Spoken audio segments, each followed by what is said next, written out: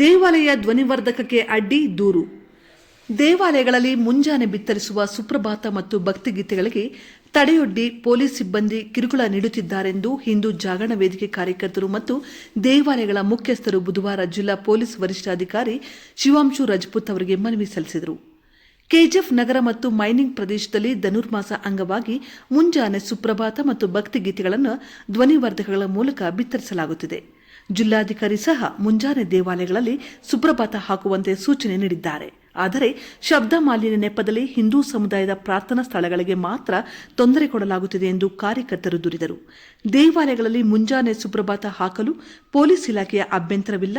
ಆದರೆ ನೆರೆಹೊರೆಯವರಿಗೆ ಶಬ್ದ ಮಾಲಿನ್ಯ ಉಂಟಾಗದಂತೆ ಕಾನೂನುಬದ್ಧವಾದ ಡಿಸಿಬೆಲ್ ಶಬ್ದದೊಂದಿಗೆ ಸುಪ್ರಭಾತ ಹಾಕಬಹುದು. ಸಾರ್ವಜನಿಕರ ನೆಮ್ಮದಿಗೆ ತೊಂದರೆಯಾಗುತ್ತಿದೆ ಎಂಬ ದೂರುಗಳು ಬಂದಿವೆ ಎಂಬ ಮಾಹಿತಿ ನೀಡಿದರು. ಪೊಲೀಸ್ ಇಲಾಖೆಯ ಮಾರ್ಗಸೂಚಿಯನ್ನು ಪಾಲಿಸುವುದಾಗಿ ದೇವಾಲಯಗಳ ಮುಖ್ಯಸ್ಥರು ಭರವಸೆ ನೀಡಿದರು.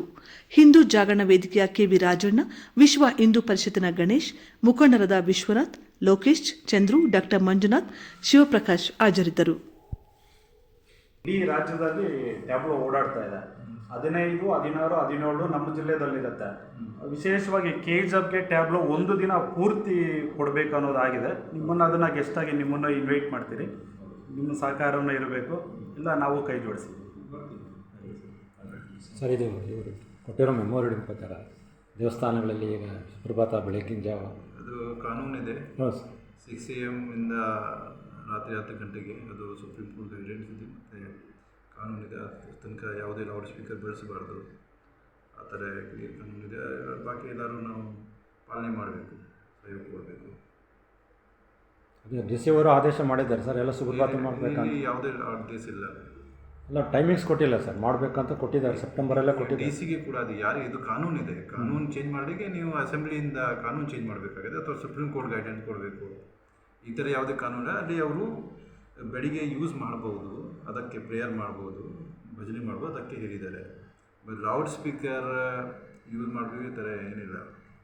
ಅದಕ್ಕೆ ಕಾನೂನಿದೆ, ಕಾನೂನು ನಾವೆಲ್ಲ ಪಾಲನೆ ಮಾಡಬೇಕಾಗತ್ತೆ. தேங்க்யூ. தினந்தோறும் செய்ய வேண்டிய கடமைகள், சுவாமிக்கு செய்ய வேண்டிய அபிஷேகங்களாகட்டும், பாசுரங்களாகட்டும், இது எல்லாத்துக்கும் நமக்கு போலீஸ் மூலமாக ஹாரன் விஷயமாக பிரச்சனை இருக்குது. நம்ம நேற்று சேர்ந்தோம். நேற்று காலையிலேருந்து இந்த வேலை இருந்தது. இன்றைக்கி 11 மணிலேருந்து இவ்வளோ நேரம் வரைக்கும். காரணம் என்னென்னா, ஒரு விசியில் இருந்திருக்கிறாரு ஜட்ஜு, அதாவது கோர்ட்டு மூலமாக ஒரு எவிடன்ஸ் கலெக்ட் பண்ணுறதுக்காக வேண்டி அவங்க பேசின்றதுக்காக லேட் ஆகிருக்குது. இப்போ நாங்கள் உள்ளே போய் பேசிட்டு வந்தது என்னென்னா, நமக்கு எந்த ஒரு அப்ஜெக்ஷனும் கிடையாது. நம்பர் 1 அப்ஜெக்ஷன் ஒன்று, இதை ரைட்டிங்கில் கொடுக்குறதுக்கோ அல்லது கேரண்டி கொடுக்குறதுக்கோ அவருக்கு ரைட்ஸ் கிடையாது அப்படின்னு அவர் வாயிலிருந்தே சொல்லியிருக்காரு. அதனால் நீங்கள் செய்துக்குங்க. மற்றவர்களுக்கு அந்த சவுண்டு தொந்தரவாக இருக்கிற மாதிரி தயவு செய்து போடாதீங்க. அவர் யார்கிட்ட கேட்குறாரு, நம்மக்கிட்டே சொல்கிறாரு.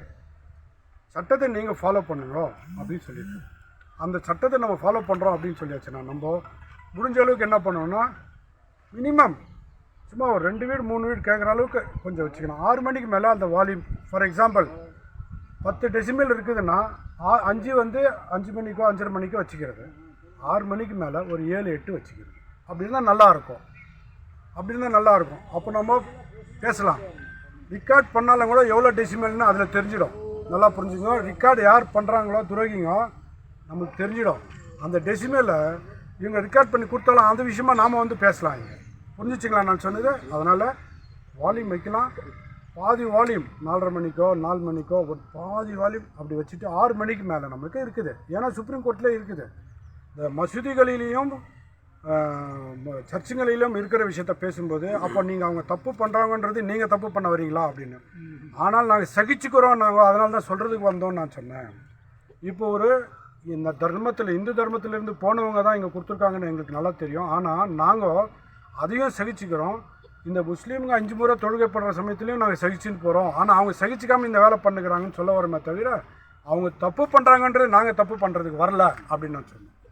அப்படி சொல்லும்பொழுது, சரி நீங்கள் இது கானூன் படி நான் ரைட்டிங்கில் கொடுக்குறதா பர்மிஷன் நான் எல்லாம் செய்ய முடியாது.